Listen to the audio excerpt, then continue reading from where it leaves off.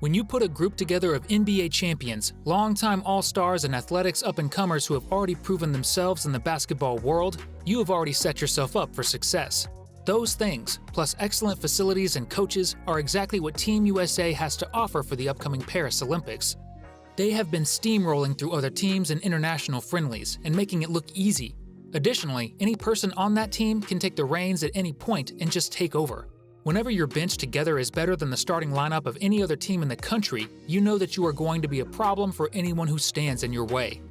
Recently, the USA took on Serbia and Nikola Jokic in Abu Dhabi, with the goal of defeating the NBA MVP and champion while keeping their undefeated record for this year together so far. Before this game, there were some doubters. In the past, some international teams have given the more talented USA teams some troubles because these international teams have played together longer and have played the style of basketball that is needed to win in the international circuit for a lot longer as well. Additionally, the NBA champion Kawhi Leonard was just taken off the roster and replaced with Derek White, who is still a talented player, but he is no Kawhi Leonard. Before this game, an unknown insider from Team USA said that they haven't looked good and have been exposed, and many international teams that have played together longer are more cohesive and have a decent chance of beating the USA team, and that the ego that lies within the team, everyone is out for their own and not for the team as a whole. With this added on to the Kawhi drama, there was only one thing for Team USA to do against the Serbian team, and that was to send a message, and a scary one. In this game, Serbia started off strong, but Team USA was able to keep pace with them as they were constantly trailing by a point or two for the majority of the first half. But by the time the first half had ended, Team USA finally got it all together and started to go off. As two of the best bigs in the NBA, Joel Embiid and Nikola Jokic faced off in a battle. It was sharpshooter and future Hall of Famer Steph Curry who really took the reins to lead the USA to a strong end of the half with 18 points as the US were in the lead 59-46. Going into the halftime mark, there were still some that felt shaky about this US squad. They believed that it would still be a test with the lead that they had because Serbia was experienced, and it takes an experienced team to come back from a deficit like that. However, as the second half started, the doubters began to get quiet. To start the second half, Team USA came out hot, scoring bucket after bucket, seemingly taking the Serbian team out of the game.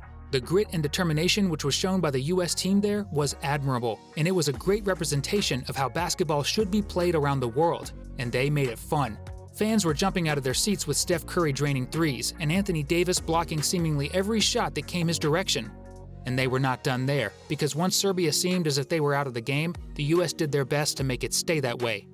They kept their foot on the gas and never let go, making sure that Serbia was done for. Despite Nikola Jokic's 16-point and 11-rebound double-double, Team USA won with help from players like Steph Curry with 24 points and Anthony Edwards with a light 16. Sending a message to the rest of the world that it does not matter if you have the MVP or the NBA on your team. If you are in Team USA's way, you will go down.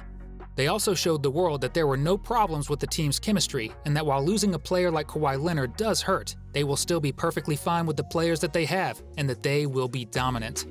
Before the game against Serbia, Team USA played against Australia and Canada at the Team USA Showcase to start their exhibitions off. And while for some of these players it was the first time playing together, there were also some veterans like LeBron, Steph, and Kevin Durant, who is yet to play due to a calf injury.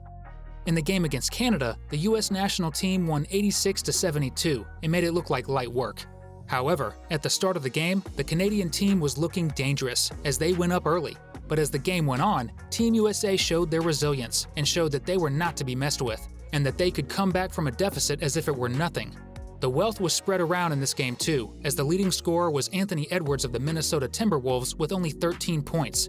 As this was only an exhibition, Steve Kerr tried his best to get everyone in the game for no more than 20 minutes. And even had a couple of former Wisconsin Badgers players take off some of the load once the game had seemed like it was over, along with former NBA player Langston Galloway. After the Canada game, LeBron and Steph Curry were interviewed. Curry said that, "Yes, but if we compete like that, commit to playing defense, we'll be fine against anybody." So. LeBron also had a very lighthearted take on the team, saying that, "It's fun. We play the game at a high level, but more importantly, we just play the game that we love the right way, and that's the result of it."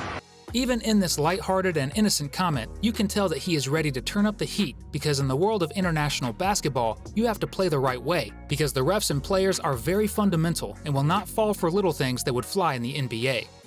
In the game against Team Australia, however, the US team had a bit more of an issue. The Australian national team is very well known for giving other national teams tough games because they play with grit and they play with heart.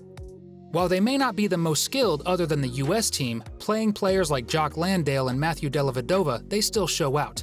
In a recent game against Serbia and Jokic, Australia dominated, beating the Serbians 84-73.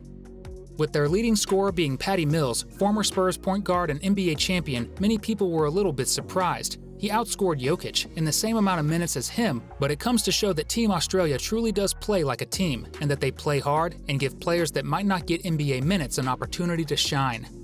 So, when they went up against Team USA, they gave them more of a challenge than they had probably expected. With NBA center Jock Landale leading the way this time, they made the game close, always mounting a late comeback to shock Team USA. However, with the help of players like Devin Booker and Anthony Davis leading the way, Team USA was able to hold on, winning 98-92 in the exhibition. The difference between these two games and the game against Serbia is that in the game against Serbia, Team USA looked close to complete. Against Australia and Canada, the US allowed 50 points per game in the paint, and against Serbia, they only let up 38, even against Jokic. Additionally, Team USA only had 12 turnovers, which is much better than their average of 17.5 in the first two games. ESPN analyst and basketball expert had a lot to say about this impressive improvement. He called it an A- performance, and it was Team USA at its finest. A- performance. This was Team USA at its finest. He also called Team USA's second unit devastating for other teams, as they have two first-team all-defensive players in Anthony Davis and Bam Adebayo on the bench, along with many other superstars and future Hall of Famers. When you look at past Team USA teams, that is what makes them so impressive. The fact that on the bench you have star talent and players that could be considered better than the best player on the opposing team is crushing. If you look at the Dream Team in 1992, you saw that at its best. Team USA wanted to dominate, so they put together the best team possible.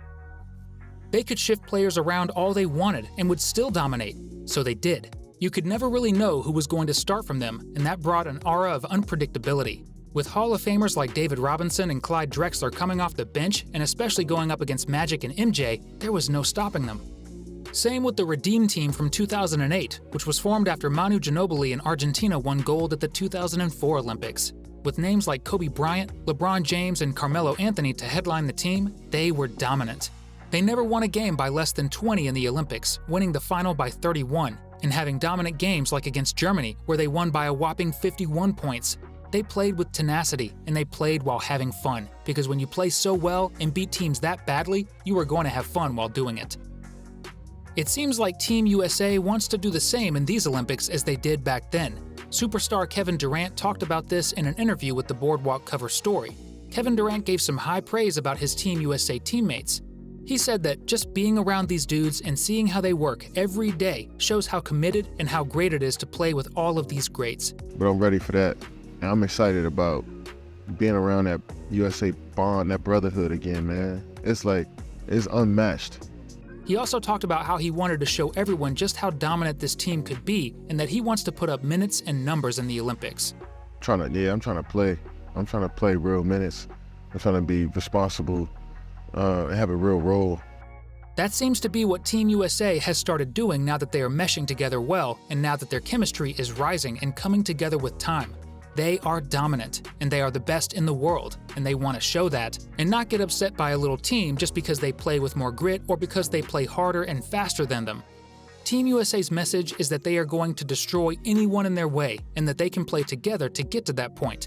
This team seems to want to be up there with the great teams in US history, like the '92 Dream Team and the '08 Redeem Team. And they have started early, killing the Serbian team, which included the MVP of the league, as well as some vets in the international circuits.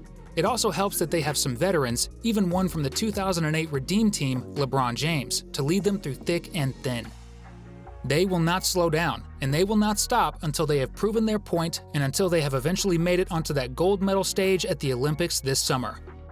Alright, that's it for this one. Thanks for watching. Let us know what you thought down below in the comments. Don't forget to like, subscribe, and share the episode if you enjoyed it, and we'll see you in the next one.